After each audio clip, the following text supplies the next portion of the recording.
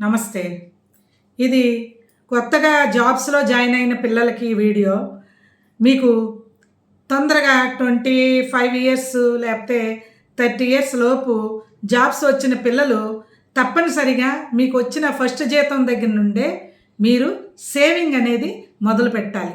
ఆ సేవింగ్ అనేది ఎలా ఉండాలంటే మీరు నిద్రపోయినప్పుడు కూడా అవి గుడ్లు పెట్టేటట్టు ఉండాలి. అంటే ప్రస్తుతం మ్యూచువల్ ఫండ్స్, షేర్స్ ఇలా చాలా ఉన్నవి. కాబట్టి మీకు అవగాహన లేకపోతే ఎవరినైనా సలహా తీసుకొని మంచి వాటిలో ఇన్వెస్ట్ చేసుకొని మీరు ఈ 30 ఇయర్స్ నుంచే మీరు సేవింగ్ చేసుకుంటే ఓ 40-45 ఇయర్స్ వచ్చేటప్పటికి మీరు చాలా చక్కటి ఫైనాన్షియల్గా మీరు స్థిరపడవచ్చు. ఎందుకంటే పిల్లలు పుట్టాక మీరు ఇన్వెస్ట్ చేద్దామంటే జరగని పని. ఇప్పుడు పిల్లల చదువులు లక్షలు ఖర్చు పెట్టవలసి వస్తుంది. అంతేకాదు చదివాక ప్రతి పిల్లలు ఫారిన్ వెళ్ళి చదువుకోవాలి అనే ఇదితోనే ఎదుగుతున్నారు.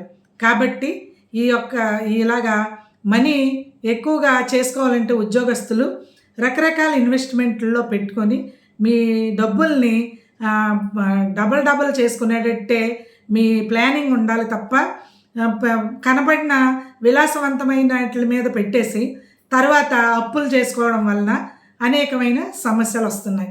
ముఖ్యంగా ఈ ప్రైవేట్ జాబ్స్లోనే మీకు అధిక శాలరీ వస్తుంది, అలాగే మీ ఖర్చులు కూడా అలాగే ఉంటున్నాయి. మామూలు గవర్నమెంట్ జాబ్స్లో తక్కువ శాలరీస్ ఉంటాయి, కానీ వాళ్ళకి పెన్షన్ వస్తుంది కాబట్టి దాని మీద తర్వాత వెళ్తుంది లైఫ్ అనుకుంటారు. కానీ తప్పనిసరిగా ఈ ఐటీ వాళ్ళు, ఈ వేరే ఈ ప్రైవేట్ కంపెనీస్లో చేసేవాళ్ళు మీరు 30 ఇయర్స్ నుంచి అంటే మీకు జాబ్ వచ్చినప్పటి నుంచే మీరు తప్పనిసరిగా కొంత అమౌంట్ అనేది పక్కన పెట్టుకోవాలి. సేవింగ్ అనేది తప్పనిసరిగా చేసుకోవాలి. అదేదో బ్యాంకులో సేవింగ్ అని కాకుండా మంచి మీకు డబుల్ అయ్యే వాటి మీద కాన్సన్ట్రేషన్ చేసి వాటిల్లో పెట్టండి. ఈ రకంగా చేయడం వలన మీరు 50 ఇయర్స్ వచ్చేటప్పటికి మీ లైఫ్లో చక్కగా సెటిల్ అయిపోతారు.